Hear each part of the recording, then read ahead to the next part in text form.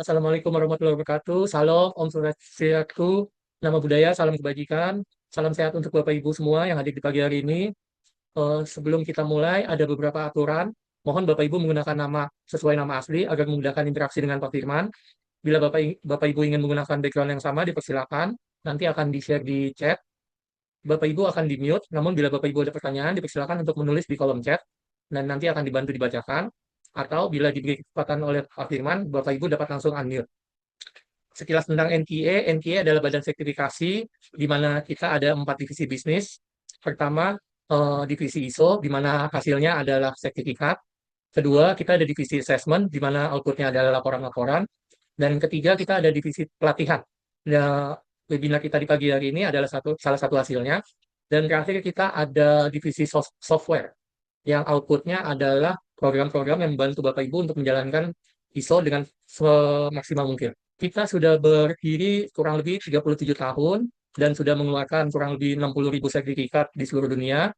NTA beroperasi di kurang lebih 100 negara di seluruh dunia dan tingkat kepuasan konsumen mereka rata-rata 10 tahun.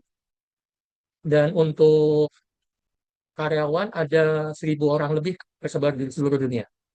Diinfokan, event kita setiap pagi di hari Sabtu ini gratis alias tidak berbayar. Namun bila Bapak Ibu ingin mendapatkan sertifikat seperti di kiri, materi, bonus e-book, dan rekaman webinar, Bapak Ibu ada sedikit investasi sebesar 150.000. Caranya mudah, cukup scan barcode-nya dan Bapak Ibu akan terhubung dengan Mas Aldo. Ini untuk bonus e-booknya yang berhubungan dengan talent management atau mapping. Tanpa membuang waktu, saya persilakan Pak Firman untuk acara kita hari ini. Oke, kita mulai ya. Bismillahirrahmanirrahim. Mohon izin Mas Aldo, Bapak dan Ibu, saya share screen dulu. Eh, ini saya, Firman Juliansa. Kita bernaung di PT Bina Talenta Unggul sebagai konsultan pendidikan, karir, dan organisasi gitu ya, atau korporasi. Basisnya adalah psikologi positif. Fokus yang kita akan analisa atau akan kita bahas itu strength-based approach. Jadi pendekatannya kepada pengembangan kekuatan manusia atau SDM. Kami berpengalaman memberikan asesmen serta training dengan sekolah atau perusahaan di Indonesia. Basisnya adalah strength based approach juga. Jadi mungkin kalau kita buat training, nanti kita bikin coaching mentor segala macam, biasanya pesertanya itu kita assessment juga. Jadi kita nanti tahu apa yang harus dilakukan di training, di coaching atau di mentoring tersebut. Kami domisilinya di Bekasi, tepatnya di Bekasi Utara, gitu ya. Sudah hampir 3 tahun semenjak kami pindah ke Bekasi. Kemudian kami tadinya di Cimahi, Bandung. Ini adalah beberapa klien kami dari perusahaan dan sekolah yang sudah pernah bekerja sama dengan Bina Talenta Unggul terkait dengan strength based approach ya, dalam artian kegiatan assessment, seminar atau training ya. Dan akhir tahun ini kita lebih banyak berkonsultasi atau melakukan assessment dengan siswa-siswa SMA ini karena mereka mau menjelang SNBP 2026. Jadi ada beberapa klien yang kita tangani khusus untuk private konsultasi gitu ya. Ada juga beberapa dengan perusahaan misalnya melakukan assessment untuk uh, job analysis atau job mapping, membantu HR dan manajemen. Oke, saya langsung. Nah, ini judulnya yang hari ini kita akan bahas, menentukan kandidat berdasarkan strength tipologi dan 30 peran produktif. Ya, apa itu strength tipologi, apa itu 30 peran produktif.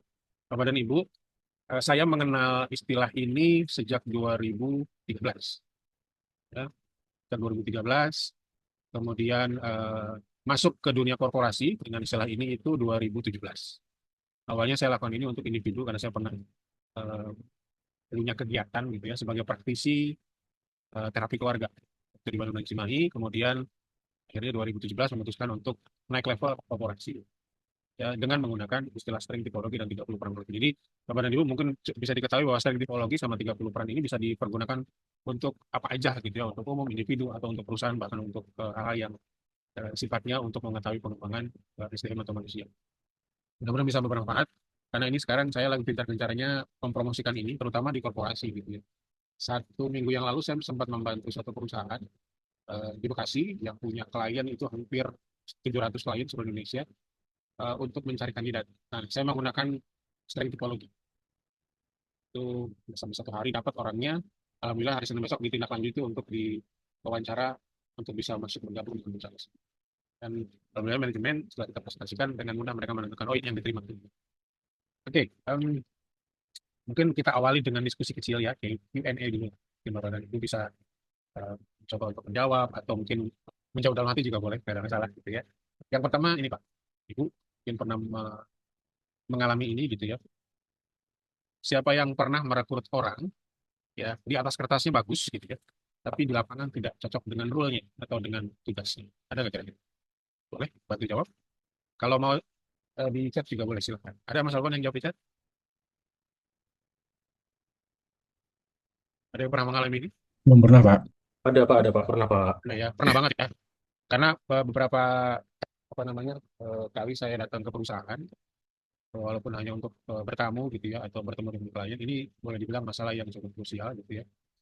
Dan mereka merekrut orang di atas kertas bagus, detailnya oke, pengalamannya oke, tapi setelah masuk ke lapangan kok beda gitu. Ya, bahkan posisinya sudah posisi top bisa dibilang seperti itu, tapi setelah 2 bulan 3 bulan hilang orang. Ya, padahal pekerjaannya sama, jabatannya juga sama. Dan waktu itu saya sempat punya pengalaman dengan satu perusahaan di Salemba, Jakarta, itu lagi asesmen seorang manajer keuangan. Dan ketika saya hadir di sana, eh, kemudian akhirnya diterima sama perusahaannya. Setelah saya lihat asesmennya, saya bilang gini, Bapak, Ibu hati-hati ya, ini orang cuma kuat 2 bulan, saya bilang gitu. Eh, mohon izin Pak, Ibu, saya bukan peramal gitu ya, tapi saya lihat dari tulisan asesmennya, hasil asesmennya betul. Di bulan ketiga orangnya hilang, gitu ya. Oke, kemudian yang kedua, menurut Bapak atau Ibu, apa penyebab utama seseorang itu gagal perform? Padahal CV-nya mengesankan. Oke, Tidak fit dengan organisasi, Pak Firman. tidak fit dengan organisasi. Maksudnya gimana Pak? Biar bisa lebih lengkap. Maksudnya mungkin secara CV, Ya, dia menuliskan berbagai hard kompetensi yang sangat mumpuni menurut dia, tetapi belum tentu cocok value yang dia miliki dengan organisasi di mana dia direkrut, Pak. oke. Saya paham Pak. Ya, jadi ingat saya Pak, kemarin juga 1 minggu lalu saya cerita, saya bantu satu perusahaan. Sebelum saya mengakses calonnya, itu saya pelajari dulu perusahaannya. Kan sekarang kalau kita mau cari profil perusahaan kan gampang ya, tinggal ketik namanya di Google keluar tuh.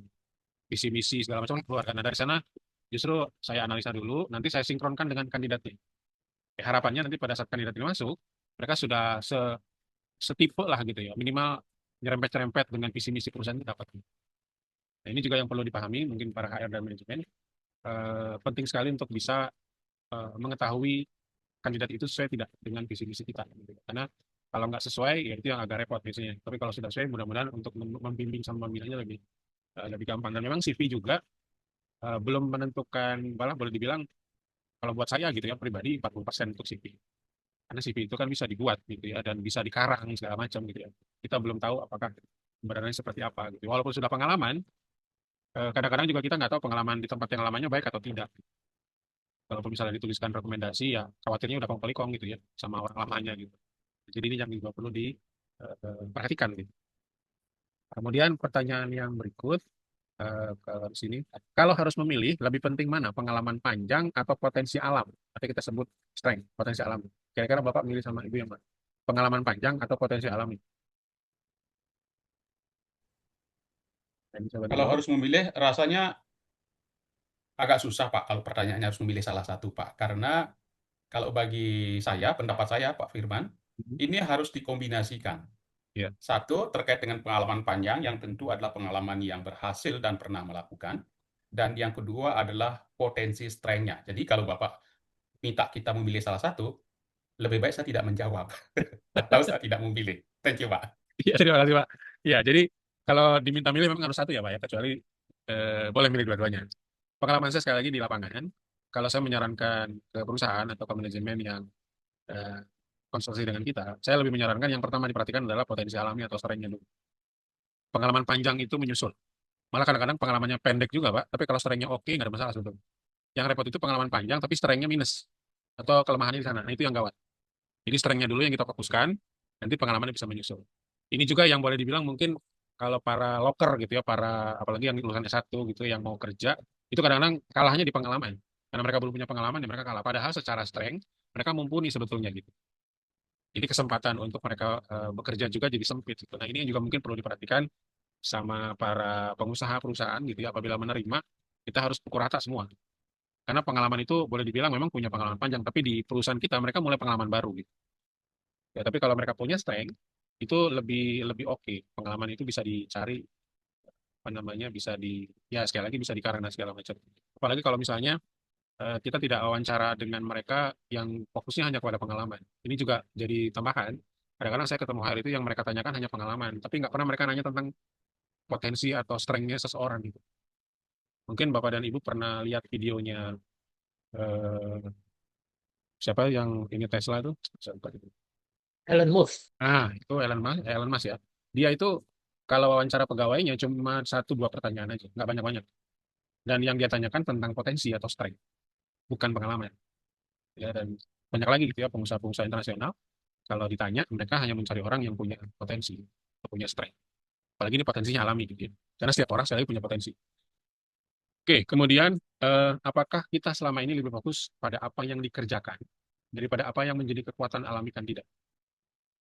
Nah, ini mungkin Bapak bisa lihat dan Ibu bisa lihat. Biasanya ya, kalau kita buat apa namanya buat promosi untuk lowongan kerja, ya dicari misalnya dicari sales gitu ya, kemampuan bla bla bla bla sampai segala macam. Itu saya sering baca.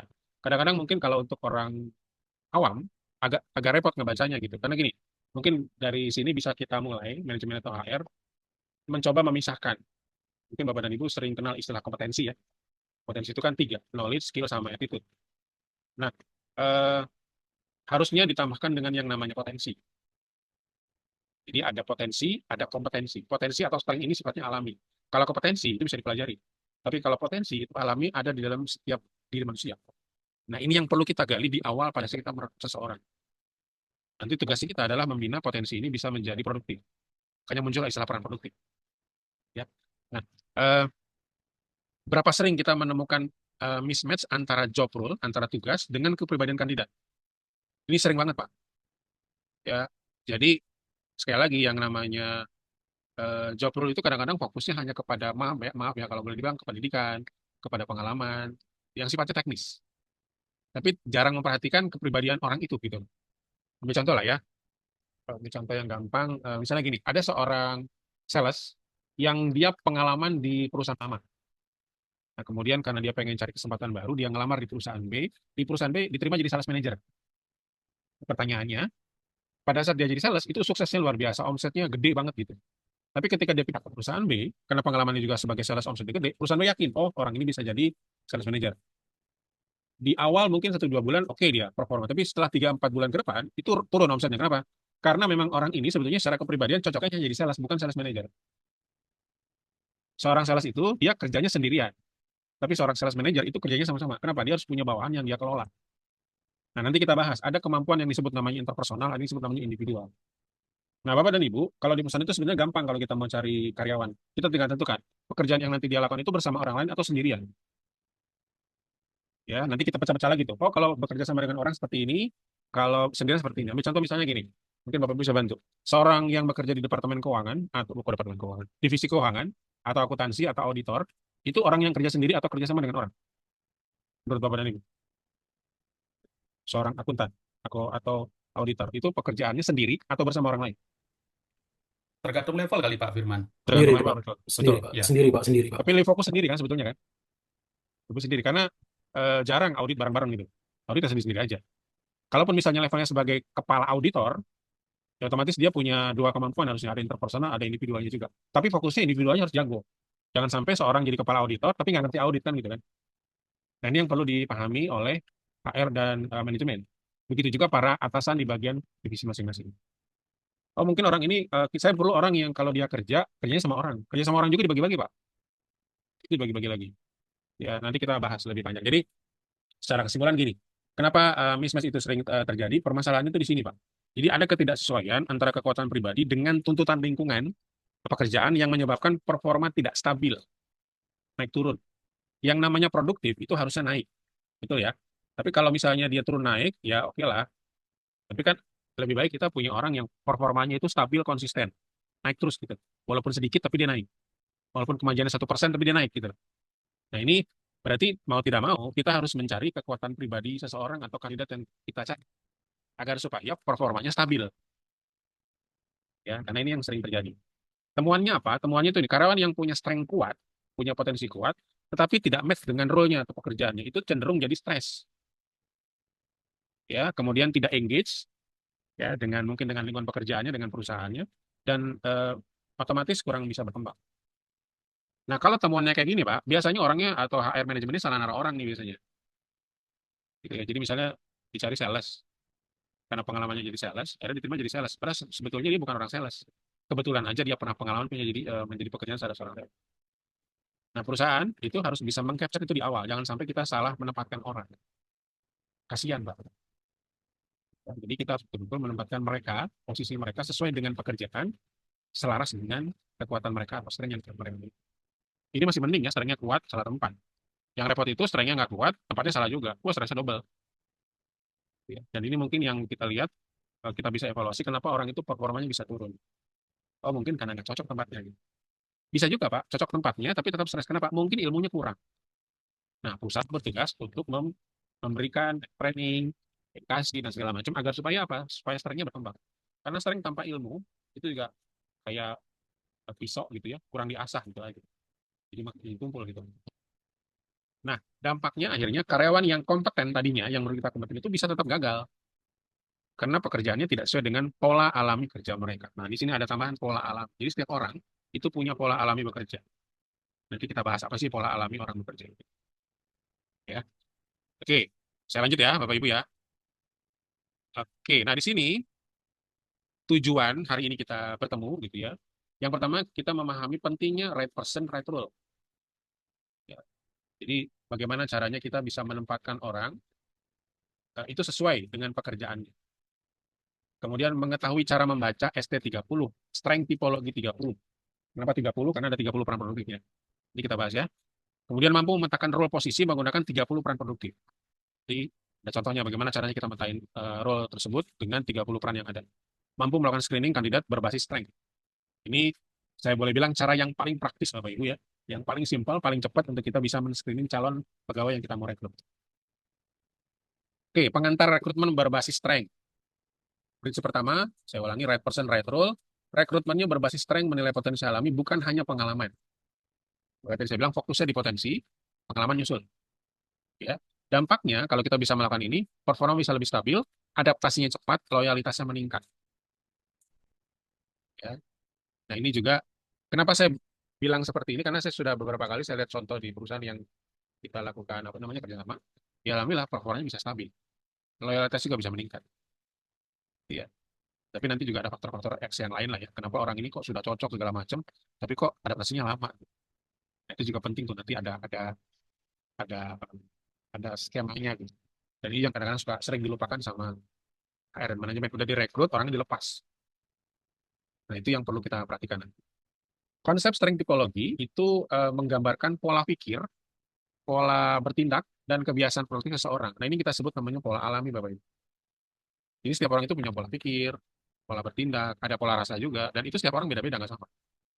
Contoh misalnya, seorang yang bekerja di bagian akuntansi, mana yang lebih dahulukan? Pola pikir, pola tindak, atau pola rasa?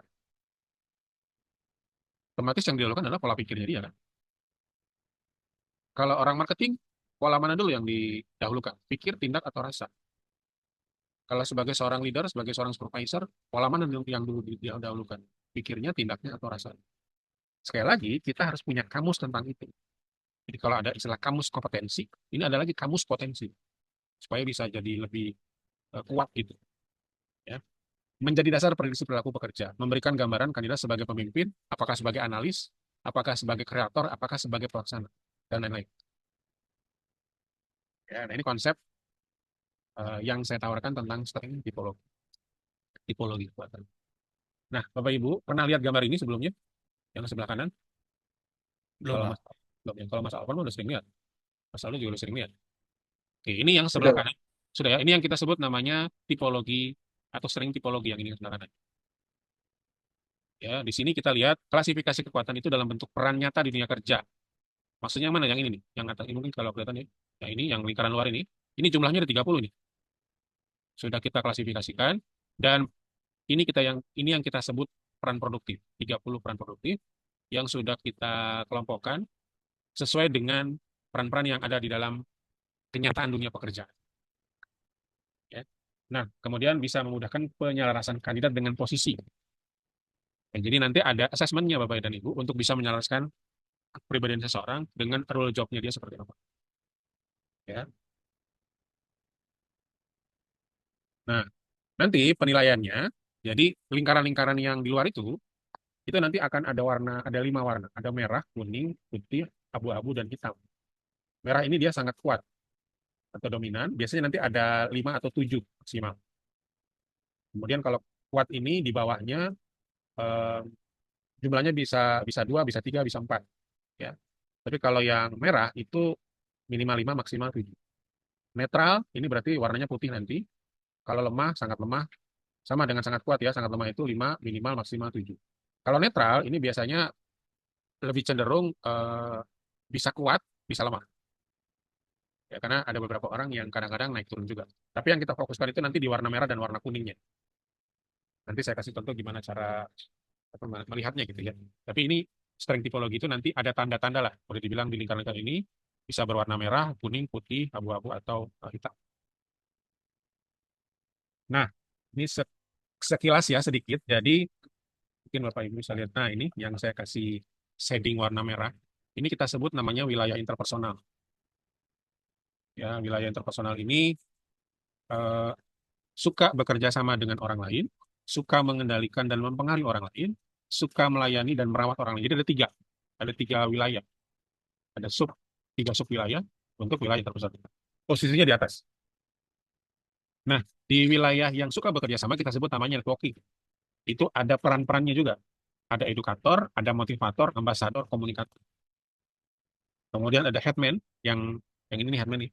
Ini H, ini H, ini N, ini H. Kalau Bapak Ibu lihat ada berapa? Satu, ada 5 peran. Ada arranger, ada commander, ada mediator, ada seller, ada selector. Ya. Kemudian yang terakhir ada servicing, wilayah melayani, cuma ada 2 perannya. Itu caretaker sama server. Nah, dari sini juga kita sudah bisa lihat sebetulnya petanya.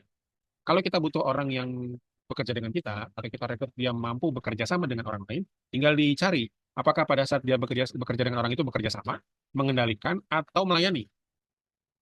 Kalau misalnya, oke, saya butuh orang yang bisa mengendalikan perfilman. Mengendalikannya yang mana? Apakah dia arranger atau commander? Arranger sama commander itu beda. Arranger itu lebih cenderung mengelola. Kalau commander dia lebih cenderung posisinya di atas. Kalau arranger di atas, tapi sifatnya lebih low daripada commander. Commander itu lebih cenderung biasanya butuh ketegasan. Nah, ini yang harus kita pahami satu-satu nanti. Begitu juga dengan networking misalnya. Oh, saya butuh seseorang yang bisa kerjasama dengan orang. Perannya apakah sebagai edukator kah? Atau sebagai komunikator? Atau sebagai motivator? Nah, definisi-definisi ini harus bisa dipahami dan dibuatkan role-nya sama HR dan manajemen agar supaya nanti nggak salah pada saat memilih orang. Servicing juga sama. Caretaker atau server. Caretaker merawat, server melayani kan gitu. Kalau kita cari contoh misalnya cari bidan, cari perawat gitu ya untuk klinik, server sama caretakernya harus merah warnanya. Jangan hitam atau abu-abu. Kalau itu mau abu-abu ya ijazahnya mah bidan, ijazahnya mah perawat, tapi nggak bisa melayani orang. Kan repot. Oke. Kemudian yang berikut tadi kan ini di atas ya. Wilayah internal yang ini yang atas. Nah, sekarang ada lagi yang di bawah. Kalau yang di bawah ini individual namanya. Ya, individual ini cuma 2, suka berpikir logik atau kreatif, atau suka beraktivitas yang sifatnya non teknis atau teknis. Cuma 2 itu aja. Ya, jadi kalau kita lihat yang apa tadi, yang individual itu banyak dia ada 1, 2, 3, ada 5 wilayah, lima sub wilayah. Wilayah thinking itu berpikir dengan otak kiri atas. Ini dia cuma 2 peran di sana, analytical sama treasurer. Kemudian yang bawahnya itu reasoning, ini otak kiri bawah. Ada 3 peran di sana, restorer, evaluator, sama explore. Kalau Bapak cari auditor, itu berarti evaluatornya harus merah. Kan auditor itu kerjanya mengevaluasi kan, mengawasi laporan segala macam. Kemudian elementary, elementary ini dia aktivitas yang dilakukan di dalam ruangan. Ada 3, jurnalis, interpreter, sama administrator. Kemudian technical, yang bawah ini, yang TE ini, 1, 2, ada 5 peran. Produser, quality control, safekeeper, distributor, sama operator. Yang terakhir itu generating idea yang ini opposite-nya otak kiri, ini otak kanan. Ya. Ada 6, designer, kreator, synthesizer, marketer, strategi, sama visionary. Kalau kita cari konten kreator, berarti otak kanannya harus merah warna-warnanya di sini. Kalau kita cari apa lagi, misalnya marketing, itu berarti di sininya harus merah nih, kanan. Kalau Bapak Ibu lihat beda ya antara ini ada seller di sini nih, kalau bisa dilihat. Di sini ini seller nih. Seller, ini marketer di bawah nih. Ini beda nih posisinya. Kalau seller dia head to head, makanya jatuhnya ke wilayah mengendalikan. Tapi kalau marketer itu ke otak kanan. Jadi kita bisa bedain mana sales, mana marketing. Karena wilayahnya beda. Kecuali kita butuh orang sales dan marketing. Oke, next ya. Kita lanjutin lagi. Nah, sekarang em, posisi jabatan di perusahaan itu seperti apa sih? Kita ini kan, kita petakan itu seperti apa sih gitu ya. Jadi yang pertama, ini juga mungkin bisa dijadikan sebagai apa namanya, sebagai kamus juga di perusahaan Bapak dan Ibu yang sekarang, pegawai-pegawai yang sudah ada. Kita harus tahu setiap orang itu bekerja, identifikasi tujuan posisinya itu outputnya apa gitu. Apa yang mereka harus hasilkan. Supaya kita bisa menentukan peran produktif apa yang cocok dengan pekerjaannya. Yang nanti kita selaraskan dengan orangnya. Yang kedua, tetapkan aktivitas kuncinya. Apakah koordinasi lapangan? Apakah orangnya harus kreatif atau administrasi dan lain-lain? Aktivitas kuncinya apa? Kayak tadi, seorang auditor itu aktivitas utamanya adalah evaluator, mengevaluasi. Jadi kita tahu gitu. Ya, atau dia sebagai seorang manajer atau sebagai seorang supervisor, aktivitas utamanya adalah mengelola orang SDM, berarti jatuhnya arranger. Arrangernya harus bagus. Ya, jadi pada saat kita ketemu dengan seorang yang punya strength arrangernya merah, berarti ada kemungkinan satu saat dia bisa jadi seorang supervisor atau seorang manajer. Balik lagi ya tergantung dari perusahaannya masing-masing. Ya, mungkin saya butuhnya bukan arranger, Pak. Saya butuhnya kalau untuk jadi supervisor orangnya commander. Itu balik lagi kepada kebutuhan perusahaan masing-masing. Dan itu harus dianalisa dari awal. Ini juga mungkin bisa dilakukan untuk bagian-bagian atau divisi-divisi di perusahaan Bapak yang sekarang ada, yang Ibu pegang sekarang. Jadi agar lebih mudah nanti mata ini. Pada saat kita butuh orang, kita tahu gitu. Jadi nggak cari-cari pada saat itu, tapi kita sudah siapkan gitu. Kemudian yang ketiga, cocokkan aktivitas dengan peran produktif. Jadi maksudnya gini, aktivitas itu peran produktifnya apa? Jadi nanti yang di strength typology tadi, yang 30 tadi, kita tinggal matok aja. Oh, saya butuh seorang yang bekerja di bagian itu, peran produktifnya ada berapa ya? Gitu. Mungkin bisa ada 3, bisa ada 5, bisa jadi mungkin cuma 4 peran produktifnya. Jadi nanti pada saat kita mau butuhkan, kita tinggal cocokkan aja peran produktif seseorang itu secara individu kepada peran produktif di jabatannya atau di tugasnya. Buat rule rekrutmen matriks posisi. Di sini dimintanya 3 sampai 5 peran produktif utama untuk posisi tersebut. Jadi untuk bisa membatasi dalam satu jabatan atau satu pekerjaan, tentukan 5 peran produktif maksimum. Minimal 3. Ya, kemudian tambahkan berapa pekerjaan diperlukan apa dan dibutuhkan seperti apa. Nah ini sekali lagi, ini mudah banget membuatnya dan ini HR di perusahaan harus bisa buat ini sebagai petanya, sebagai kamus. Nah, menggunakan strength tipologi adalah ini salah satu contoh dalam menggunakan ini proses di rekrutmen. Jadi ada 1, 2, 3, 4. Ada 6 step yang harus kita lakukan. Yang pertama define role, itu adalah buat standar profil pada setiap posisi. Tentukan peran produktif wajib dan opsional.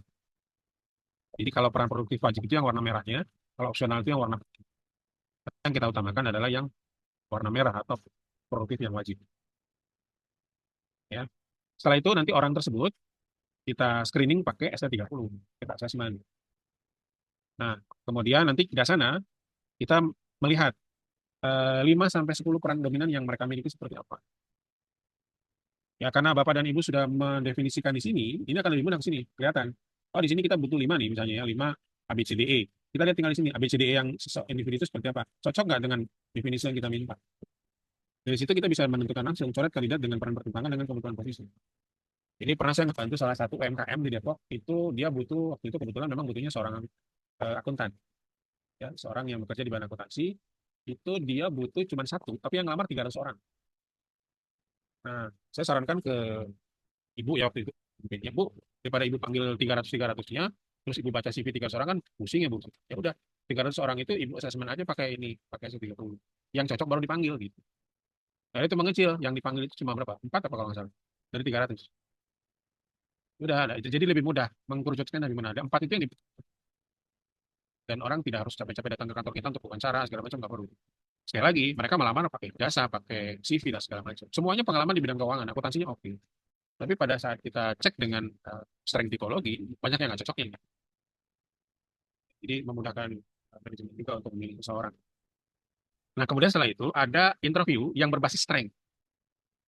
ya, berbasis strength. Baik lagi nih, ini juga harus kita analisa interview yang cocok untuk mereka itu seperti apa. Misalnya interview untuk yang fresh graduate, sorry, dengan interview berbasis strength yang sudah punya pengalaman 3 tahun itu beda tuh wawancaranya. Jangan samain. Ya, karena nggak mungkin kita menanyakan orang yang sudah pengalaman 3 tahun kepada orang yang baru lulus kuliah atau sebaliknya gitu. Nanti nggak ketemu strength-nya gitu.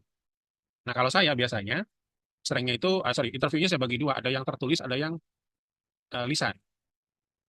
Jadi nanti kita akan mudah tuh menanyakan pada saat kita tahu eh, interview tertulisnya seperti apa. Kita buat aja mungkin 5 sampai 10 pertanyaan lah gitu ya. Yang terkait dengan strength-nya mereka dikaitkan dengan pekerjaan yang nanti mereka jalani. Ya, jadi kita buat dua modelnya, ada yang lisan, ada yang tertulis untuk memperkuat. Nanti kita matchingin. Nah, di sini ada matching kan. Ini tadi saya bilang, ajukan pertanyaan yang menggali perilaku sesuai dengan peran produktif. Kemudian validasi konsistensi dengan pengalaman kandidat yang ini.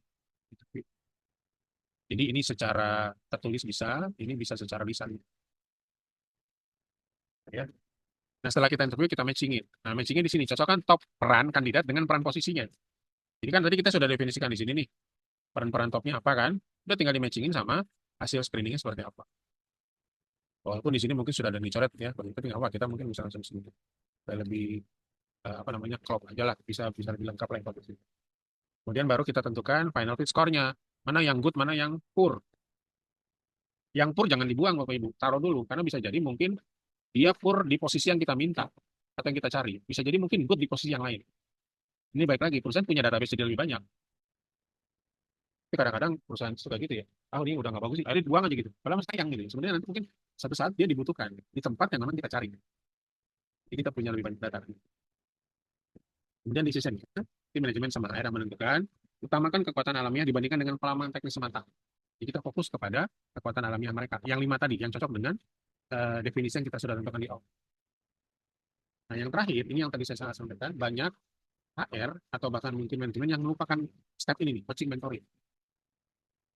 Jadi, Pak, saya udah rekrut orangnya oke, Pak. Udah lolos, saya coba psikotes segala macam udah oke.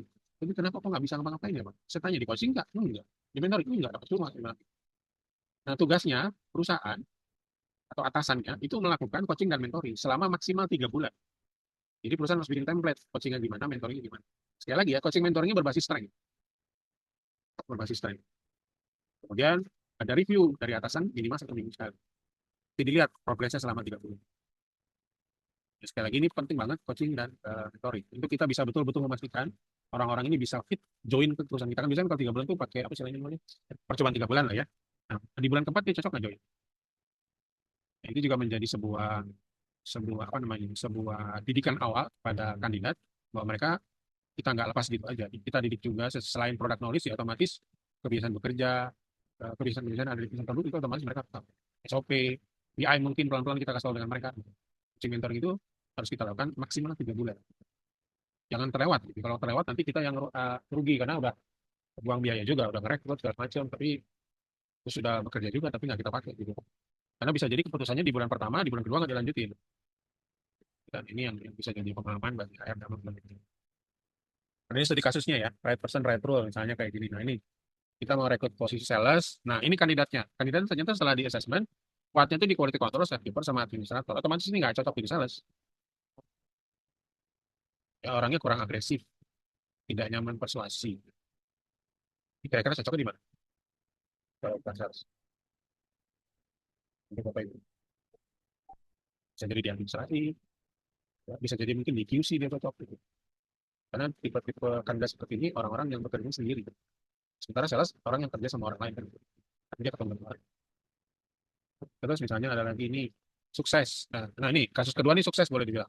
Karena dicari admin gudang, kandidatnya kuat di administrator operator. Kan di gudang itu ada pekerjaan administrasinya, ada operatornya mungkin menggunakan alat atau tools, ada evaluasinya juga bikin laporan. Nah ini cenderung performanya bisa stabil, ya bisa teliti, SOP-nya juga bisa terjaga karena orangnya administrator banget gitu. Ketemu dengan orang seperti ini, jangan nanti tiba-tiba jadi kepala gudang belum tentu gitu. Nanti kalau mau jadi kepala gudang harus dilihat lagi peran produktif mana sebagai kepala gudang. Mungkin komenternya, mungkin arrangernya, itu perlu dilihat lagi. Baiklah kita lihat lagi hasil tipologi 30 produktif sebagai. Kasus yang ketiga misalnya high performer. Nah ini yang oke banget nih. Jadi dicari seorang marketing strategis. Ini orang yang sebagai seorang marketer, tapi otak kanannya jalan, karena strateginya harus jalan, dari solusi, ya, dari permasalahan-permasalahan yang ada, penjualan, pemasaran, segala macam. Kandidatnya punya visionari, marketer, kreator, synthesizer lagi. Synthesizer ini tipe-tipe orang pemikir, kalau mikir tuh dalam. Ambil contoh misalnya kayak ilmuwan lah gitu. Orangnya suka merenung gitu. Terus visionari, orangnya suka berimajinasi. Jadi berpikir tapi ke depan. Ya, marketer, orangnya punya banyak ide. Kreator, tipe-tipe orang yang bisa membuat sesuatu yang tadinya tidak ada jadi ada. Nah, ini tipe-tipe orang inovatif. Strateginya kuat, pertemuan juga bisa signifikan. Bisa dibayangin ya, Pak. Kalau tadi yang jadi marketing strategisnya orang yang ini. Gitu. Ya, jadi dari sini kita bisa memetakan lebih gampang, lebih mudah. Ini contoh-contoh dari studi kasus red person red rule. Nah, ini saya kasih contoh yang realnya saya lakukan kemarin. Nah, ini. Jadi saya sempat melakukan ini. Jadi ada perusahaan yang cari marketing field. Orang yang bekerja di lapangan sebagai seorang marketing. Ya. Jadi di sini saya mencoba menentukan 5 peran yang paling ideal di fase awal. Disederhanakan untuk kandidat yang masih muda, kualitas utamanya yang paling relevan dan realistis. Karena kebetulan perusahaan ini menerima karyawan juga yang masih kuliah tingkat akhir. Saya tahu dari HR-nya, Pak, kita terima juga Pak orang-orang yang mau lulus lah boleh dibilang, atau yang sudah lulus lebih bagus. Nah, jadi saya menyesuaikan peran-peran yang cocok di fase awal sebagai seorang marketing field seperti apa. Saya analisa juga perusahaannya, visi misinya segala macam, sepak terjangnya, ketemu dengan ini. Oh, ternyata mereka butuh orang-orang yang marketer, ambasador, komunikator, expert, sama analis. Ini harus disetujui oleh perusahaan. Halo, ada Mas Alvan, dengar suara saya, Mas? Dengar, Pak. Oh, dengar ya, oke, sorry, sorry. Ya, jadi kita ketemu dengan 5 peran ini yang perlu di apa namanya di capture sama perusahaan kepada setiap kandidat yang mau diambil. Ambasador, komunikator, ekspor, analis. Lagi ini harus disetujui oleh manajemen. Kalau setuju baru kita jalan. Kalau enggak ya jangan. Ya, mungkin butuh masukan lagi yang lebih dari perusahaan. Oh, saya butuh yang begini-begini gitu. Jadi kita cari lagi peran-peran yang cocok seperti apa. Ya. Nah, dari sini berarti kita butuh orang-orang 5 ini kan. Nah, kalau di strength tipologinya gimana? Nah, ini strength tipologinya gini. Nah, ini ada 5.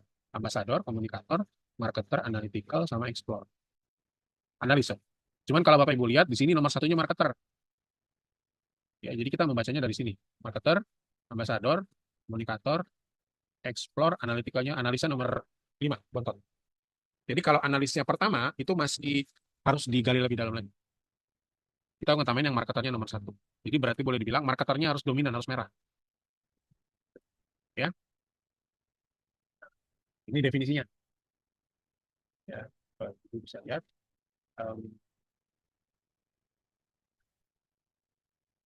Jadi marketer itu mampu orang-orang yang punya pikiran strategis, idenya banyak, kemudian bisa menggali peluang pasar. Kemudian ambasador, seseorang yang suka membina hubungan, persahabatan, suka berkomunikasi, senang komunikasi, kemudian cocok untuk menjadi perwakilan sebuah lembaga atau organisasi.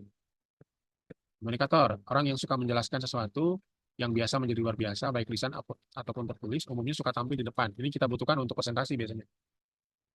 Kemudian explore, seseorang yang berpikirnya analis, senang mengumpulkan berbagai informasi maupun senang mempelajari sesuatu sehingga senang pada tugas penelitian. Kalau untuk seorang marketing yang di perusahaan ini kita butuh karena mereka harus punya database baru gitu ya. Mereka harus bisa cari informasi-informasi yang banyak. Kemudian mempelajari klien. Jadi kita butuh orang explore. Kemudian yang terakhir analis, berpikir analisis, kemudian suka dengan angka, ya dengan data. Gitu ya. Kalau angka mungkin dalam hal negosiasi mungkin, kalau data ya berarti mungkin dari perkembangan bisnisnya klien dan segala macam, yang dia bisa hitung secara matematika lah, berbilang seperti itu. Nah, definisi-definisi ini saya lagi harus disetujui oleh manajemen. Oh, ada tambahan. Tapi nanti balik lagi ya, kita tentukan maksimal 5 yang utama. Kalau kalau yang opsionalnya bisa lebih dari 5, nggak masalah. Tapi minimal yang merahnya gitu, yang dominannya maksimal 5. Atau 3 lah minimal. Nah, ini contoh ada 2 orang. Ya, XXX sama YYY. Ini bukan triple X ya. BX saja, terus ada Y. Nah, tipologinya setelah kita assessment ternyata ada tipologi dominan, ada tipologi pendukung. Kita dapatkan. Ya, yang tipologi dominan yang paling atas itu 1, 2, 3, 4, 5, 7, ada 7. Kalau yang bawah dia 5, 6, 7, oh 7 juga. Tipologi pendukungnya ada. Nah, tipologi pendukung ini yang bisa kita jadikan tipologi opsional. Makanya. Ya. Nah, sekilas biar cepat ya, saya coba apa namanya, nanti. Nah, ini sekali lagi kebutuhan perusahaan ya. Jadi yang orang yang atas itu ternyata punya tambahan. Selain marketernya harus kuat, dia punya kekuatan di jurnalis sama di motivator. Plus ada visionarinya. Kemudian dia punya tipologi opsionalnya, ada arranger, ada seller, ada administrator. Yang bawah, ya, yang bawah itu marketernya tipologi pendukung, bukan tipologi dominan. Kemudian tipologi dominannya justru administrator sama analis yang tidak dimiliki sama orang yang paling atas, yang triple X. Kalau arranger sellernya, kalau Bapak Ibu lihat tipologi opsionalnya ada dua-duanya sama. Tapi marketernya di sini kuning atau opsional, sementara di sini kuat dominan. Di sini jurnalisnya kuat, di sini jurnalisnya pendukung. Di sini motivatornya kuat, di sini motivatornya pendukung. Plus dia nggak punya visioner yang bawah. Sementara perusahaan tersebut butuh marketing yang punya daya imajinasi yang kuat, karena harus bisa punya ide 2-3 tahun seperti apa. Nah itu dia butuhnya seperti itu. Sementara yang bawah ternyata dia punyanya treasury, ya cenderung otak kiri. Kalau ini kan otak kanan, sebenarnya.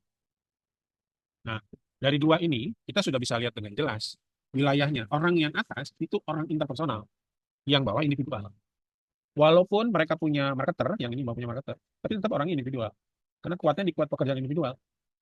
Sementara yang atas itu kuat di pekerjaan interpersonal. Dari sini aja udah bisa kelihatan mana yang kita pilih, yang atas atau yang bawah. Gitu.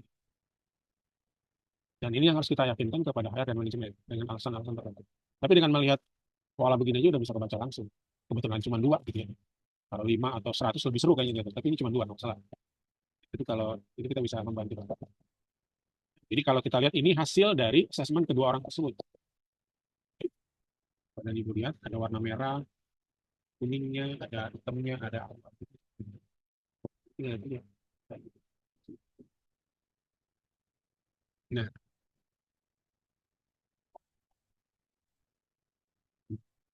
lihat ya. Di sini marketer ini merah, orang ini, di sini kuning. Sementara yang kita butuhkan nomor satunya marketer. Komunikator sama analisnya sama eksplornya putih, nggak masalah lah. Karena bisa kuat, bisa lemah. Tapi lebih cenderung kuat ini. Daripada yang ini eksplornya malah hitam, lemah. Ini kan. Oke, di sini analisnya merah. Tapi marketernya kuning. Ditambah lagi, walaupun di sini ambasadornya abu-abu, bisa di cover sama komunikatornya dia. Plus ada jurnalis lagi di sini. Nah, ini jurnalis yang ini merah, dan tadi saya bilang orang pertama bisa membantu cover ambasadornya yang warna. Nah, Bapak Ibu di sini mungkin boleh saya sederhanakan gini. Jadi seseorang itu punya strength, punya weakness. Strength itu merah sama kuning, weaknessnya itu abu-abu sama hitam. Nah, yang namanya weakness atau kelemahan Bapak Ibu itu nggak bisa diperbaiki loh. Kadang-kadang perusahaan tuh suka ngebenerin kelemahan seseorang gitu. Bisa sih Pak, tapi nggak bisa maksimal. Nanti dia balik lagi normal gitu. Contoh ya, saya pernah punya pengalaman klien, Pak, pegawai kita motivasi semua. Kita kasih training tentang motivasi. Paling kuat cuma 3 bulan, setelah itu normal lagi mereka. Atau enggak, kita kasih Pak, para manajer kita training leadership. Lagi, sebulan, 2 bulan, setelah itu balik lagi normal orang. Karena yang dilatih bukan potensinya. Kompetensinya nambah, ilmunya nambah, skillnya nambah, tapi secara potensi alami nggak dapat apa-apa gitu. Nah, akhirnya jadinya apa? Pada saat kita melakukan training atau pendidikan kan jadi buang-buang biaya. Nggak cocok banget. Tapi kalau kita mengirimkan seseorang yang memang punya potensi, itu akan beda nilai, hasilnya akan naik. Nah, sekali lagi tadi, kelemahan nggak bisa diperbaiki jadi kekuatan. Kelemahan diapain dong? Kelemahan itu harusnya disiasati, Pak. Ini. Dengan apa? Dengan kekuatan mereka masing-masing. Jadi akhirnya apa? Perusahaan fokus mengembangkan kekuatan pegawainya, kemudian membantu mereka mensiasati kelemahan masing-masing. Dari komisaris sampai paling bawah, tukang parkir itu punya kelemahan, punya kekuatan. Benar nggak? Ya, jadi jangan berpikir yang bawah aja punya kelemahan, yang atas itu punya lah. Merasa sering ketemu, sorry mohon izin, kadang-kadang eh, perusahaan itu suka takut-takut nih kalau udah ngomong ketemu sama saya gitu, Pak, kayak kemarin gitu ya, ini saya udah nawarin, Pak, oke bawaan Pak udah di assessment. Sekarang Bapak dan teman-teman juga di assessment dong, saya bilang gitu. Ada yang berani, ada yang enggak. Kenapa? Saya bilang harus seimbang, karena kalau kita pengen tahu semua kekuatan di dalam perusahaan kita, itu sifatnya harus inklusif. Semua orang kita tahu kekuatannya apa, sehingga mudah metakinnya. Kadang-kadang yang kita petain itu dipilih-pilih orang-orang yang punya pengalaman tinggi, punya jabatan baik, atau misalnya punya pendidikan yang mungkin itu yang kita pilih-pilih. Sementara orang yang di bawah itu kita nggak perhatikan. 2 tahun yang lalu saya pernah melakukan asesmen dengan salah satu BPR di Jawa Timur. Waktu itu lagi rame-ramenya ini merger. Katanya BPR-BPR kecil itu mau di merger-mergerin gitu ya, karena ada kebijakan dari pemerintah. Terus salah satu BPR di mana di Jawa Timur itu punya 40 karyawan kalau nggak salah. Itu merger dengan salah satu BPR kuat di Jawa Barat. Terus akhirnya semua karyawannya di assessment dari direktur sampai ke bawah. Dan pada saat itu direkturnya bilang, Pak, saya butuh manajer baru karena 10 manajer saya tidak achieve pekerjaan. Terus saya assessment semua. Akhirnya ketemu justru yang cocok jadi manajer itu yang pekerjaannya saat itu adalah seorang satpam. Yang manajernya justru tidak cocok jadi manajer. Itu tepuk jidat direktur. Nah, terus kata direkturnya, apa iya Pak, satpam itu saya angkat jadi manajer? Ya enggak dulu, jangan. Dia bilang, manajer itu, satpam itu dididik dulu, dilatih dulu. Lihat dulu dia pendidikannya apa. Nanti satu saat dia bisa jadi manajer. Mungkin pernah dengar ceritanya salah satu pejabat dari Citibank. Saya lupa namanya, mungkin masalah ini, tahu orang. Awalnya kerja di Citibank itu jadi cleaning service, akhirnya jadi direktur di Citibank. Saya lupa namanya siapa, orangnya saya lupa enggak. Saya sempat dengar boleh tanya. Karena ternyata dia punya potensi untuk menjadi pejabat, menjadi seorang direktur. Padahal awal kerjanya cleaning service. Nah, jadi sekali lagi Bapak dan Ibu harus punya peta yang banyak atau mapping yang kuat luas di perusahaan yang kita pimpin agar supaya kita punya sumber daya itu bisa dimaksimalkan. Akhirnya roda perusahaan juga bisa berjalan. Oke, mungkin itu Mas Aldo, Mas Alfon. Terima kasih banyak. Mohon izin kalau tadi agak ngejelimet ini, mudah-mudahan bisa dipahami. Silakan saya serahkan ke Mas Alfon. Terima kasih Mas. Baik, Pak. Terima kasih, Pak. Baik, sekarang kita masuk ke sesi tanya jawab ya, Pak. Ya, silakan silakan. Bila Bapak Ibu ada pertanyaan, bisa langsung unmute atau tulis di kolom chat dan nanti akan dibantu dibacakan. Silakan. Baik, makasih Pak Alfon, Pak Firman, terima kasih pencerahannya yang sudah menambah pengetahuan kami, Pak. Ya, silakan. Eh, saya teringat dengan satu apa namanya statement bahwa ketika kita mencari kandidat, ketepatannya itu memang sangat tergantung dari tools yang kita gunakan. Ya. Jadi Pak Firman tadi memberikan satu tools terkait dengan potensi. 30 potensi lah kalau saya lihat. Satu. Yang kedua, kalau mencari satu talent, pendekatannya memang banyak. Ada pendekatan nurture, ya, dan barangkali juga, bukan barangkali, ada pendekatan nurture. Ya. Artinya adalah bakat itu bisa diperoleh secara alami, nature, ya, tetapi bisa juga dipelajari. Nah, pendekatan yang Pak Firman tadi sepintas saya lihat, sepemahaman saya Pak Firman, itu adalah menggunakan pendekatan nature. Nature artinya adalah bahwa potensi itu kita given, diberikan. Ya.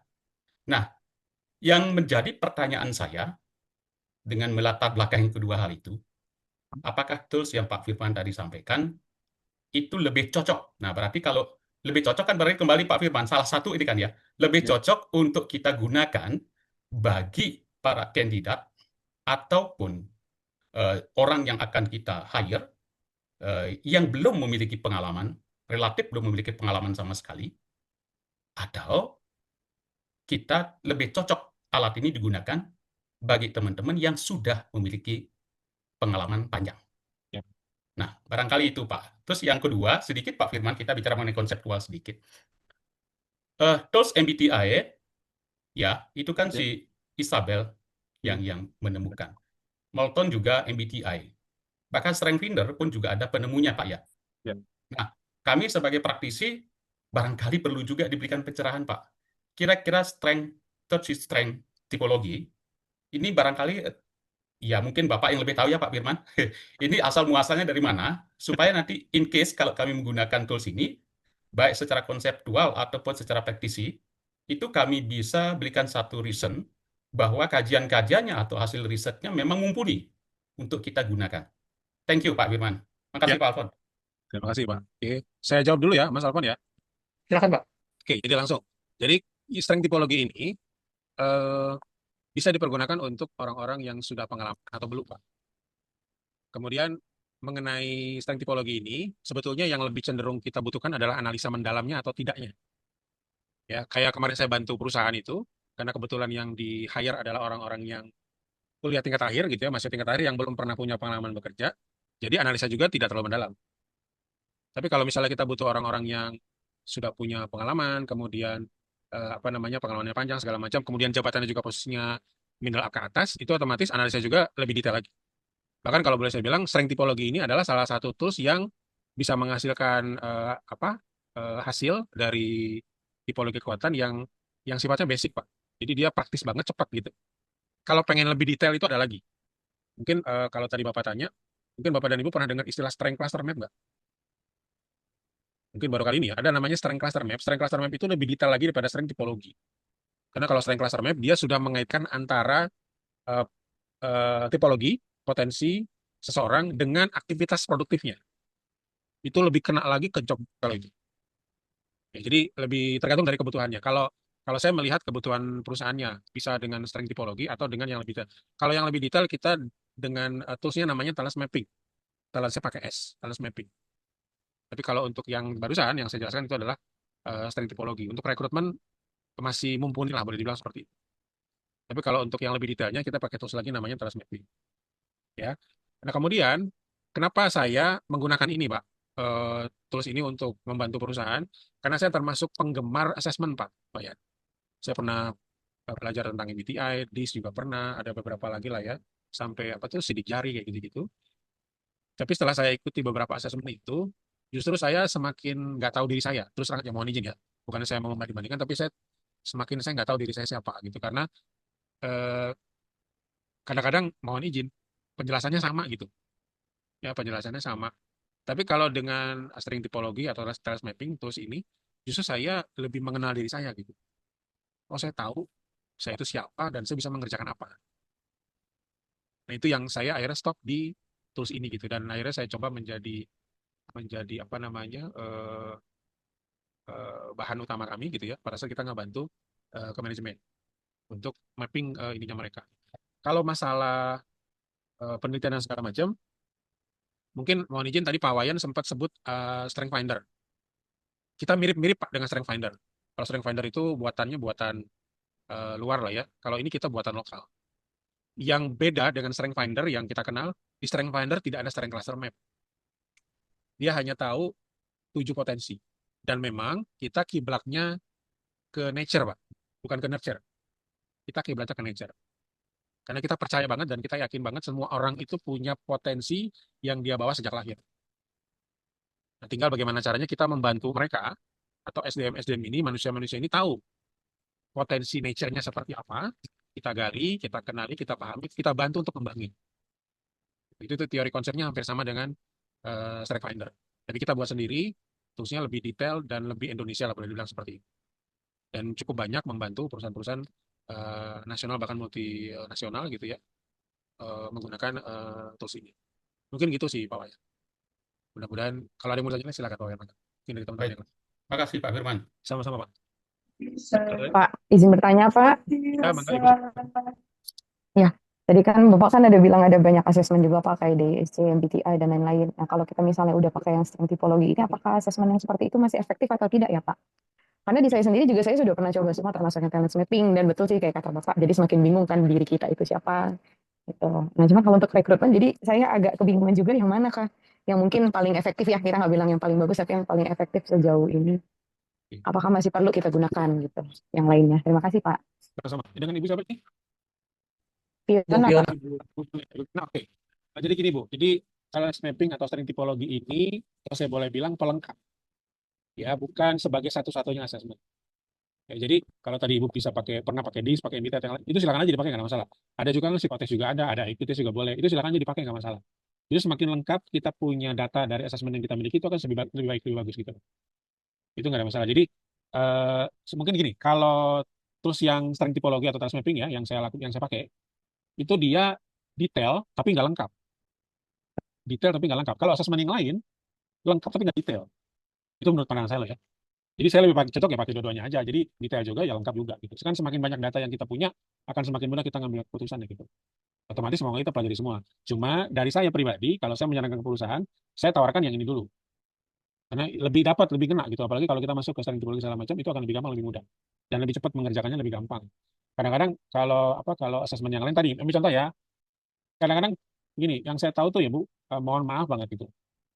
Eh, jadi kalau strength tipologi atau task mapping, itu hasilnya bisa hampir 3 juta kali kemungkinan. Jadi lebih banyak ininya perspektifnya lebih banyak. Tapi kalau yang lain-lain kadang-kadang cuman kita dibatasi cuman 4 aja atau cuman 16 aja gitu. Nggak bisa lain gitu. Paling banyak maksimal berapa sih kombinasinya? Kalau ini kombinasinya bisa sampai 3 juta kali. Baru ketemu dengan firman yang yang sama gitu. Dan ini boleh dibilang buat saya, makanya kenapa saya stop di sering tipologi sama detail mapping, karena yang lain itu ya tadi lengkap sih tapi nggak detail seperti ini. Sementara yang lain lengkap tapi nggak detail gitu kan, itu aja.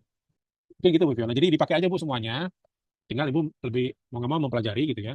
Tinggal diresumekan aja supaya lebih lengkap, karena strength tipologi ini lebih cenderung bukan asesmen psikologi tapi dia asesmen kinerja, karena memang dibuat khusus untuk manajemen perusahaan, karena reviewnya juga, penelitiannya juga dari perusahaan-perusahaan yang sudah maju, manajer direktur yang sudah berkembang segala macam, itu diambil nature-nya apa sih mereka bisa sukses jadi direktur, nature-nya apa sih mereka bisa sukses bekerja segala macam.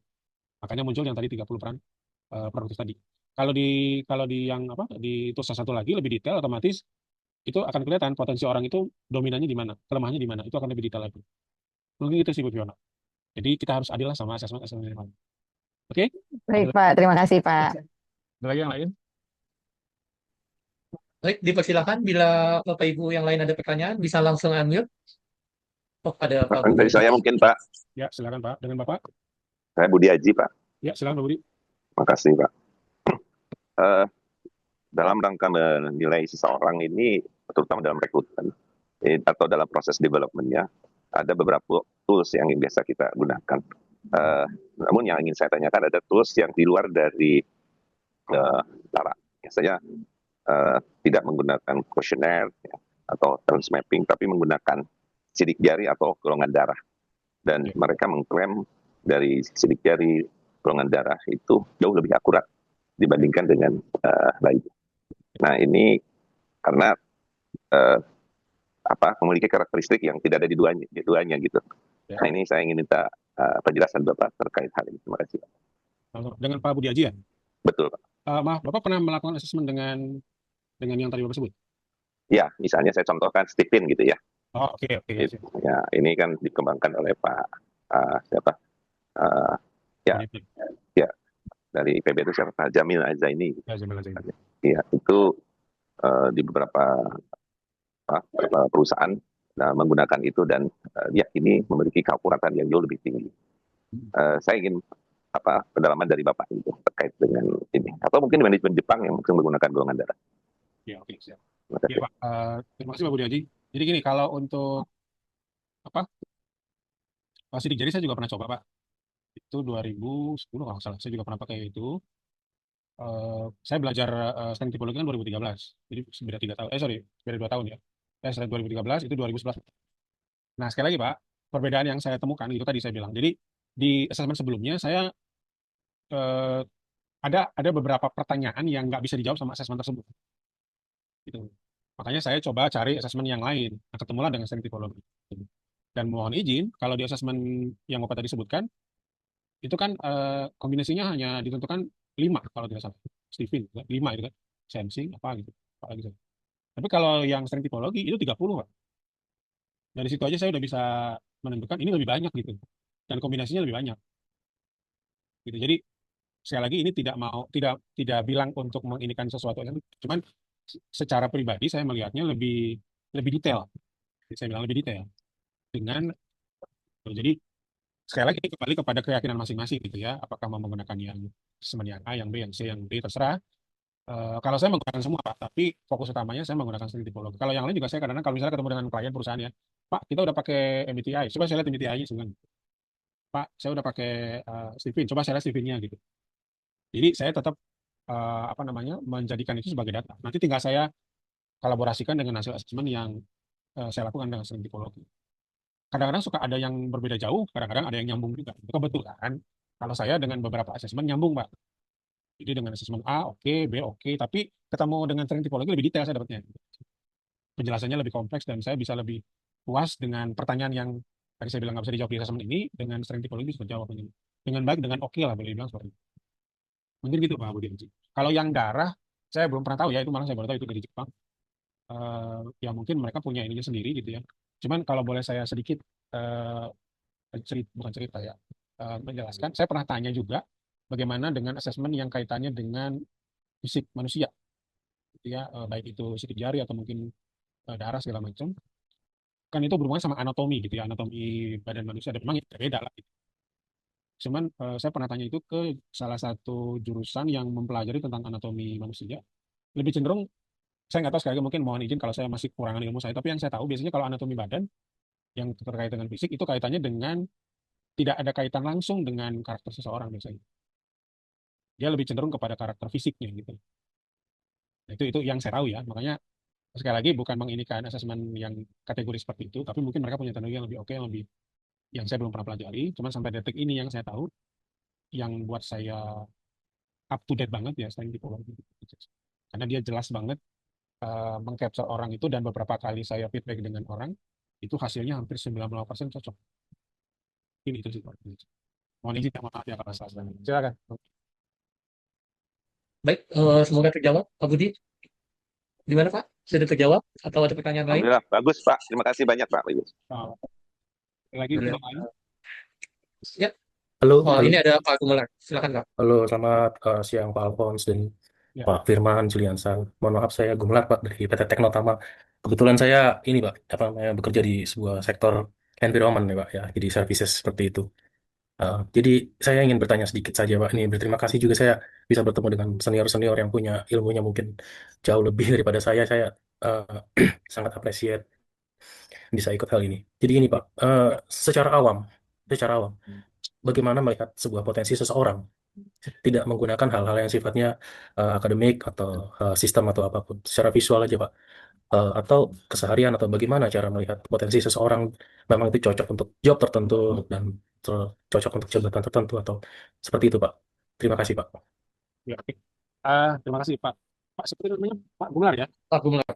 Oke, Pak Gumelar, terima kasih banyak, pertanyaan bagus banget. Jadi gini, eh, saya kasih garis bawah ya. Setiap orang sebetulnya tidak perlu asesmen untuk tahu diri sendiri itu seperti apa. Ya, jadi asesmen itu hanya tambahan aja untuk mempercepat kita tahu diri kita siapa. Karena kan biasanya asesmen itu kan dilakukan kalau udah kepepet Pak. Itu ya, kalau udah kepepet baru kita asesmen. Kalau enggak kan ngapain juga gitu kan. Udah lumayan juga kan harganya kan gitu ya. Tapi udah kepepet, mau nggak mau kita lakuin. Nah, kalau ditanya, bisa nggak kita lihat potensi seseorang itu secara alamiah tanpa asesmen? Bisa Pak. Bisa banget gitu.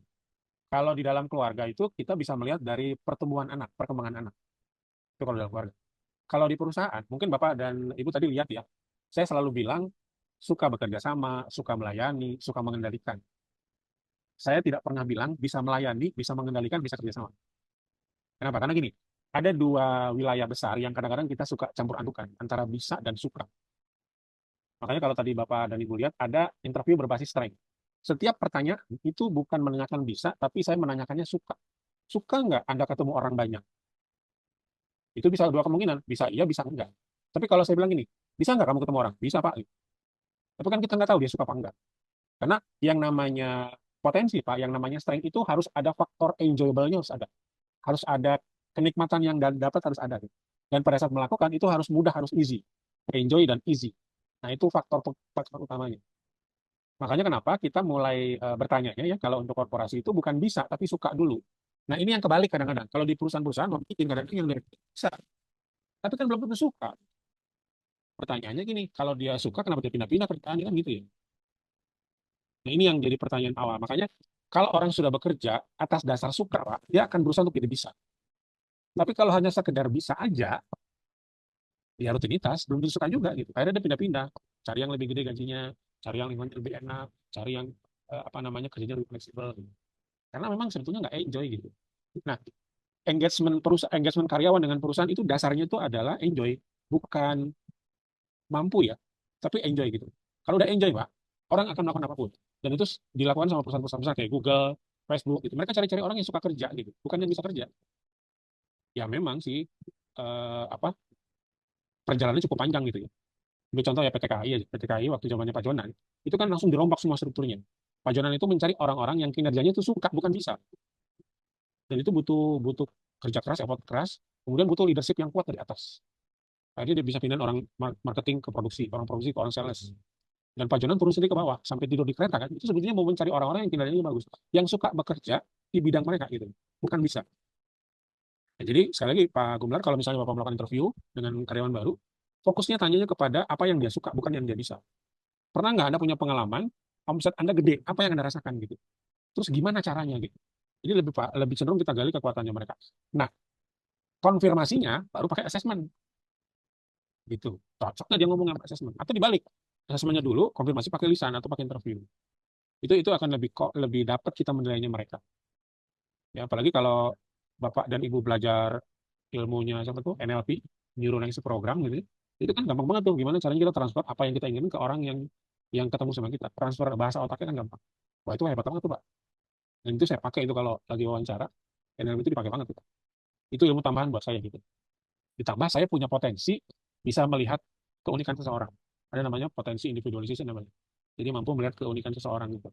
Jadi dengan melihat sedikit gestur segala macam udah bisa menilai. Bukan ini ya, bukan ngeramal ya Pak. Lebih baiknya pengalaman gitu. Dia lihat gestur muka, cara duduk segala macam kita bisa tahu orangnya kayak gini. Dari cara ngomong aja kita tahu orang ini mau ngomongnya kemana arahnya. Dari omongnya begini saya tahu dia benar apa enggak ngomong itu udah bisa kelihatan. Nah, saya punya bakat nature di situ kebetulan. Gitu ya, dan secara tidak langsung saya sadari di usia saya 38 tahun. Jadi selama saya kuliah, saya bekerja, saya nggak tahu saya punya potensi itu gitu. Dan mohon izin Bapak Ibu, saya termasuk mahasiswa salah jurusan, salju. Bapak Ibu bisa tebak saya kuliah jurusan apa Pak? Ibu. Mungkin Pak Wayan bisa tebak nggak saya kuliah jurusan apa? Dari tampang saya kayak gini. Hah? Komunikasi, Pak. Komunikasi. Ada lagi yang mau jawab? Saya lihat di CV Bapak komputer ya, Pak? Teknik. Saya dari informatika Pak. Saya lulusan dari informatika S1 yang kerjanya harusnya sebagai analis program. Nah, ini sekali lagi saya cerita sedikit ya. Waktu saya mau kuliah, saya cuma tahu itu dulu kuliah itu ya karena saya terus terang saya menghindari matematika Pak. Kalau jadi belajar itu bukan nggak suka ya.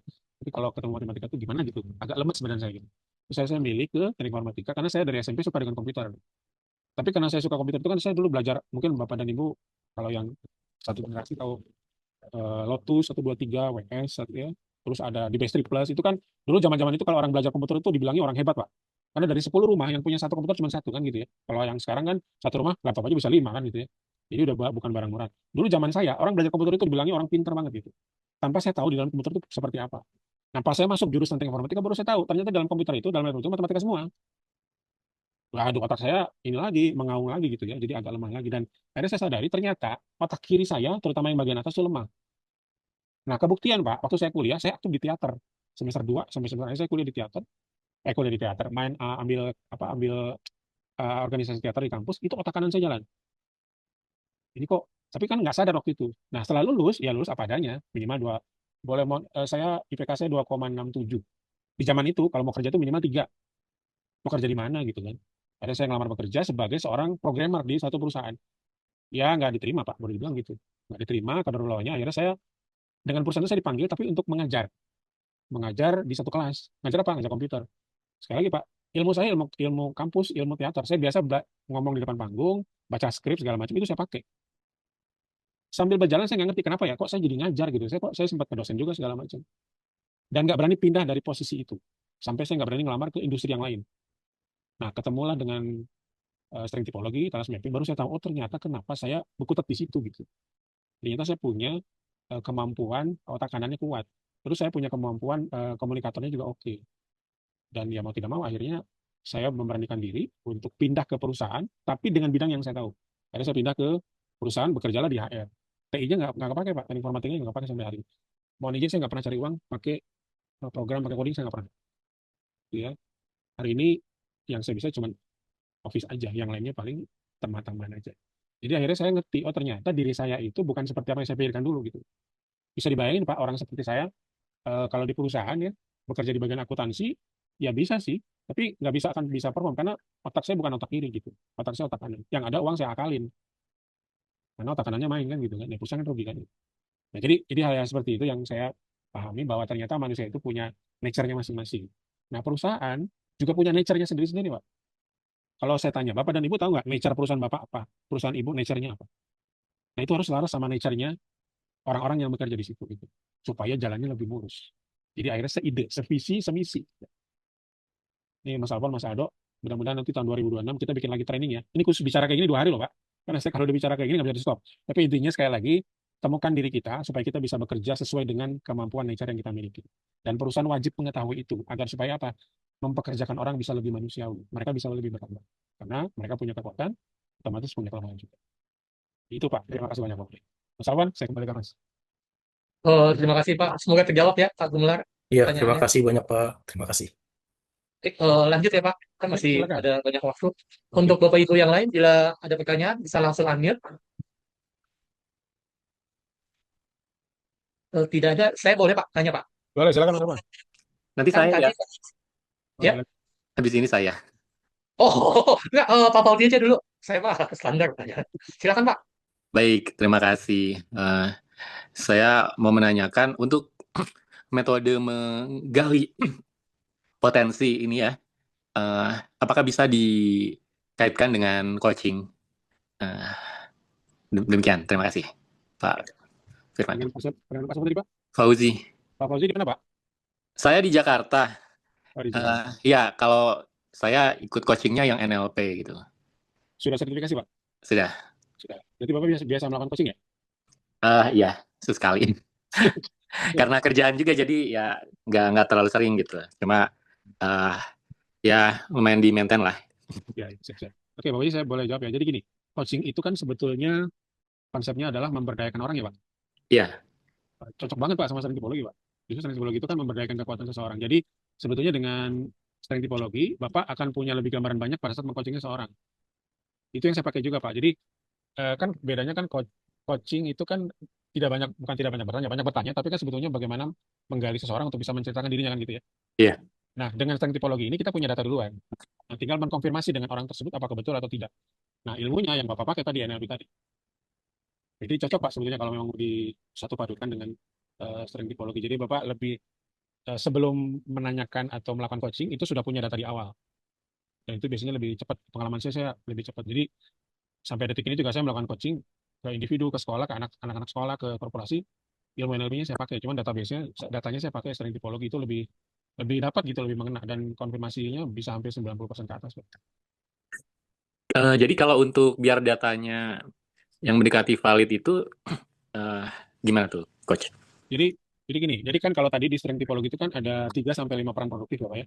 Iya, iya. Yang secara praktisnya. Kalau yang secara detailnya itu bisa sampai 7 strength-nya. Nah, itu yang kita konfirmasi, Pak. Jadi strength itu kan harus jadi gini, yang namanya strength itu satu harus ada statement pengakuan dari yang bersangkutan. Bahwa Iya. benar dia mengakui dia punya kekuatan itu. Karena kadang-kadang ada orang yang dia nggak ngakuin Pak kekuatan dia itu karena terdistract dengan istilah nggak mau sombong. Padahal sebetulnya harusnya dia bisa mengakui itu. Nah, dengan asesmen ini kan sifatnya tertutup Pak. Ya, sifatnya tertutup, dan asesmen yang kita lakukan itu bukan ujian, tidak menentukan nilai tinggi rendah, tidak menentukan bagus atau jelek. Justru kita memberikan kesempatan ke mereka untuk bisa mengeluarkan jati dirinya yang sebenarnya seperti apa.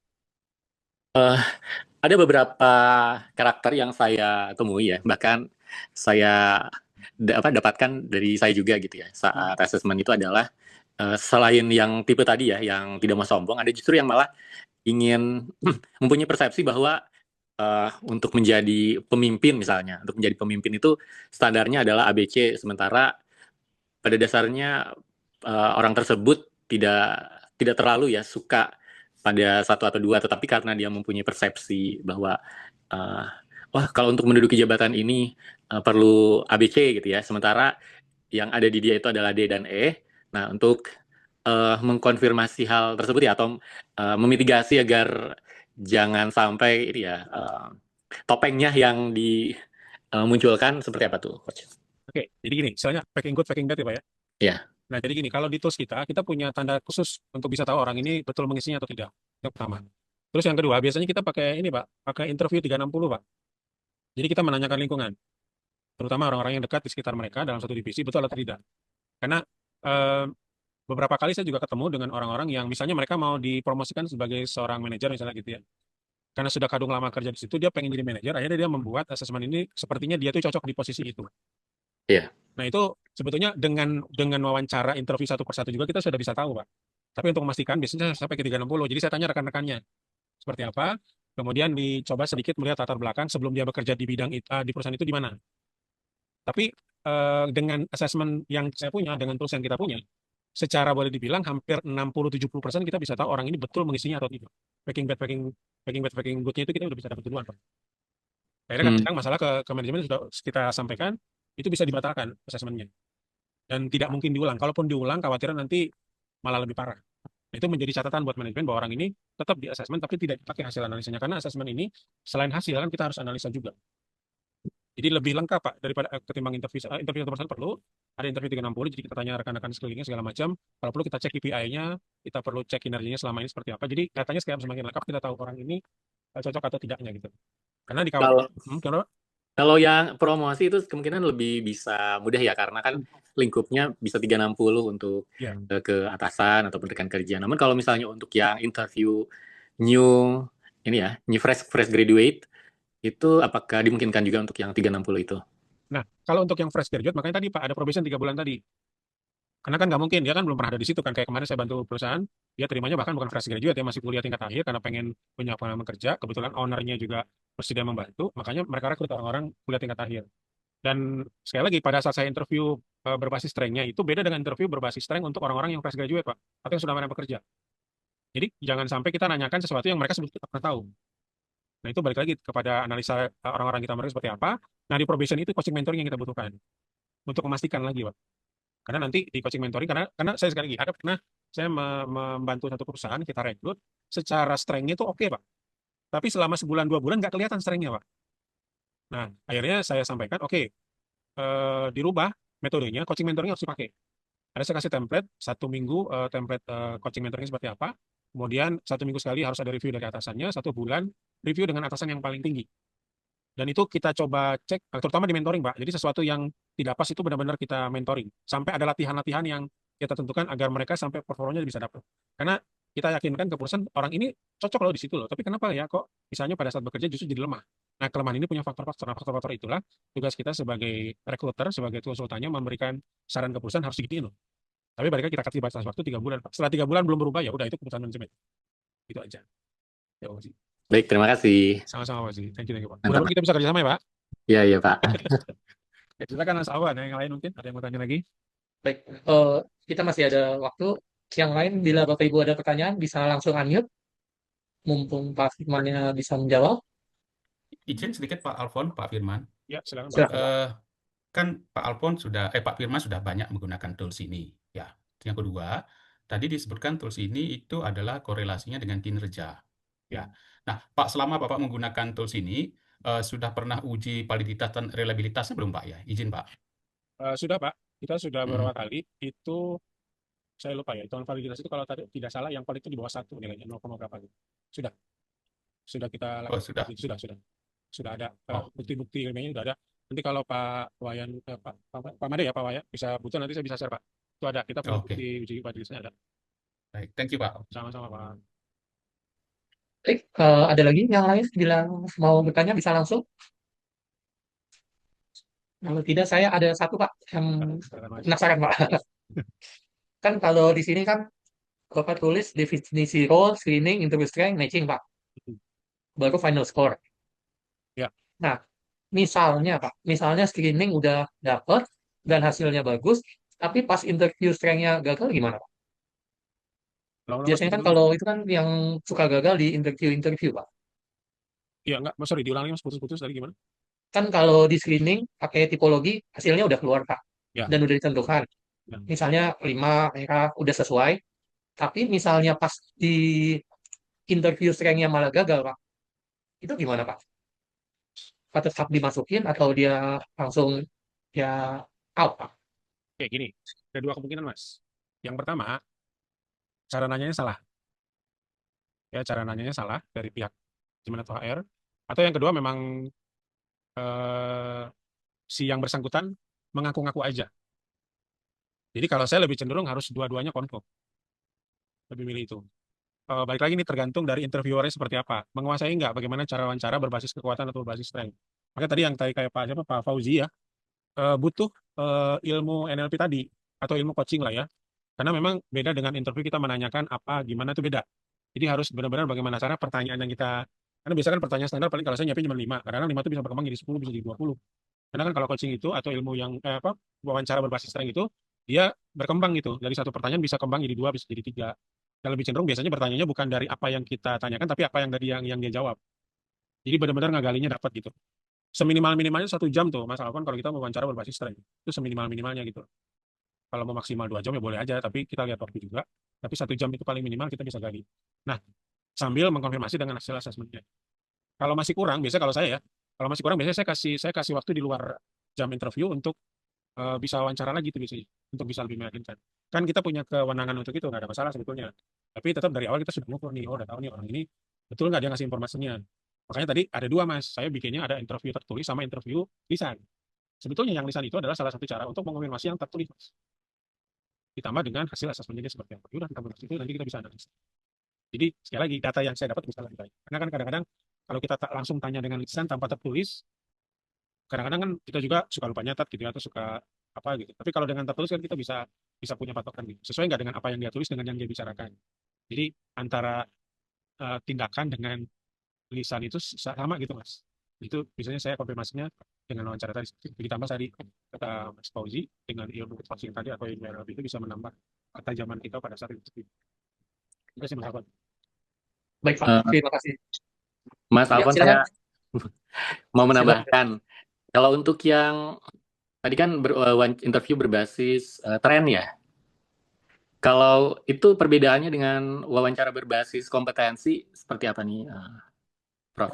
Jadi kalau berbasis strength itu lebih cenderung bertanyanya itu tentang enjoyable Pak Fauzi. Sukaan. Tapi kalau berbasis kompetensi biasanya lebih cenderung pertanyaannya fokusnya kepada kebiasaan. Kamu bisa pakai Microsoft Excel nggak? Itu kompetensi Pak. Tapi kalau ditanya, kamu suka nggak pakai Microsoft Excel? Itu strength. Jadi bedanya di situ aja antara suka dan bisa. Kalau suka, basisnya dia strength. Kalau kompetensi, basisnya bisa. Jadi cuma dirubah-rubah aja kan sebenarnya pertanyaannya kan. Karena kalau kita lihat gestur orang suka Pak, itu beda dengan orang gestur suka bisa Pak. Bisa dengan suka itu gesturnya beda. Oh ya, Dari matanya, dari mukanya itu ekspresinya beda dengan orang bisa gitu Pak. Pak Firman, kalau misalnya nih ada juga yang memang dia suka, tetapi itu tadi ya, dia misalnya belum mumpuni. Sementara ada sesuatu yang dia tidak suka, tidak terlalu suka ya, tidak terlalu enjoy, tapi karena eh, tuntutan tuntutan hidup lah, terus juga tuntutan udah kadung gitu kan, sehingga dia jadi bisa. Nah itu mengkombinasikannya atau misalnya membobotnya kayak gimana nih? Sebelum nanti kalau itu kan tadi kan Bapak kan udah bilang juga kalau misalnya orangnya belum bisa kan tinggal nanti dilatih gitu. Nah cuma kalau ini biar bisa mengkombinasikan kayak gimana? Makasih. Ini untuk orang yang sudah bekerja di situ ya Pak ya? Belum yang baru nih. Yang baru, berarti fresh graduate jatuhnya. Fresh ya. Oke, jadi gini, kalau misalnya dia bilang, jadi gini, kan kalau bisa itu kan orang bisa karena biasa, jatuhnya kan rutinitas Pak. Karena saya juga sempat ketemu dengan beberapa calon kandidat, misalnya gini, dia melamar di bagian akuntansi misalnya gitu ya. Kenapa kamu melamar di akuntansi misalnya gitu? Oh, karena lulusan saya akuntansi Pak, S1 saya. Itu saya suka flashback ke belakang. Kok kamu bisa milih jurusan akuntansi waktu kuliah segitu Pak? Iya Pak, karena ya gimana lagi Pak? Saya disuruh ibu saya misalnya. Nah itu kan udah kelihatan Pak. Terus saya tanya lagi, kenapa kamu milih akuntansi? Oh, karena saya dulu SMA-nya jurusan IPS Pak. Oh IPS. Kenapa kamu milih jurusan IPS? Dari mana kamu tahu kamu jurusan IPS bisa gitu. Jadi saya flashback ke belakang terus kayak gitu. Nah nanti kita ketemu. Kalau misalnya dia bilang, karena gini, saya juga pernah ketemu dengan kandidat yang sebetulnya dia mampu di pekerjaan itu, tapi dia tidak kuliah di jurusan yang setara sama pekerjaannya, Pak. Jadi kalau saya bilang kombinasinya, mungkin kalau untuk yang fresh graduate, kita lebih cenderung bisa lebih panjang ceritanya ke latar belakang mereka sebelum mereka kuliah dan sebagainya. Nah nanti penentuannya balik lagi Pak dengan asesmen tadi, karena kita bisa lihat orang ini nyaman tidak. Karena gini, saya pernah tanya misalnya, oke kamu ngelamar di akuntansi, sekarang gimana satu saat kamu keterima di sini, tapi saya pindahin ke bagian itu mau nggak? Jadi kita coba bikin konflik di pikirannya mereka. Kadang-kadang orang itu lebih cenderung suka pada kenyamanan, Pak. Padahal sebetulnya dia nggak nyaman, cuman nggak ngakuin dia nyaman nggak nyamannya dia nggak mau ngakuin. Apalagi kalau dia sudah bekerja di situ, misalnya 3-4 tahun, kerjanya misalnya di bagian finance, terus ternyata perusahaan itu butuh marketing misalnya, mau nggak saya pindahin ke marketing? Padahal sebetulnya secara potensi, secara sering dia bisa di marketing, Pak. Cuman balik lagi tadi, orang kan pengennya nyaman ya, takut keluar dari kotak, kadang-kadang selalu gitu. Tapi sekali lagi, walaupun dia tidak mau, kita sudah konfirmasi, itu bisa jadi data untuk perusahaan. Tinggal nanti follow-up-nya seperti apa. Nah, itu bisa jadi proyek lagi tuh Pak Uji. Iya. Baik, terima kasih. Jadi memang pintar-pintar kita bagaimana cara menanyakan. Kalau untuk yang orang berusaha bekerja di perusahaan juga sama. Berapa kali pindah kerja? Oh saya pindah kerja 3 kali Pak. Sebelum di sini di mana? Sini Pak. Kenapa pindah gitu? Itu tetap ada flashbacknya. Itu apa ya? Cari tahu negaranya itu bisa lebih dalam, malah lebih gampang. Jadi itu sih Pak Waji. Jadi ini baik lagi ya, pengalaman saya datang seperti itu. Tapi baik lagi mungkin Pak Waji karena punya ilmunya yang lebih oke, saya yakin bisa lebih oke dari saya. Ini itu Pak Waji. Amin. Bapak merendah nih. Sama-sama Pak. Silakan Mas Alfon, ada lagi yang lain? Baik, mungkin pertanyaan terakhir ya Pak, soalnya sudah pukul 11.29. Ya, siap. Bila ada yang mau bertanya, Bapak Ibu bisa langsung unmute. Bila tidak ada, saya izin closing ya Pak. Belum closing Mas Alfon, saya mau kalau Bapak dan Ibu join meeting Baik, saya silakan. di chat ya. Kita bisa DM-DM. Ya, Ya, silakan. dan bila mau minta kontak juga bisa langsung hubungi Ya, NKA, nanti ya. kita langsung teruskan ke Pak Firman Pak. Siap.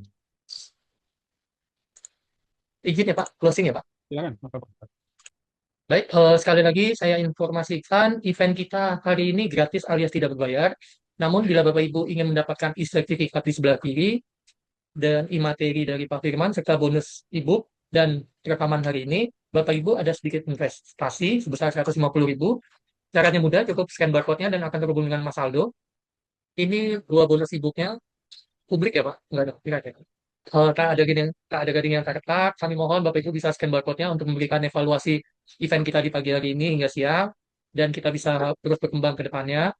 Caranya mudah, cukup scan barcode-nya. Berikut ada barcode dari NKA Linktree. Bapak Ibu bisa scan barcode-nya untuk terhubung dengan sosial media dari NKA Indonesia. Kita ada website, YouTube, LinkedIn, Instagram, WhatsApp, channel, Telegram, dan lain-lain. Caranya cukup mudah, cukup scan barcode-nya. Baik, terima kasih. Di acara akhir kita ada foto bersama ya Pak. Ya. Untuk melihatnya bisa cek di WhatsApp channel NK Indonesia. Bisa. Masih Pak. Bila memungkinkan, mohon Bapak Ibu open cam.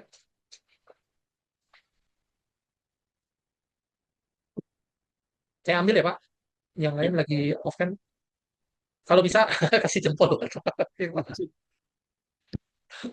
Baik Pak, saya ambil. 1, 2, 3. Terima kasih Pak. Terima kasih Pak Made, Mas Fauzi.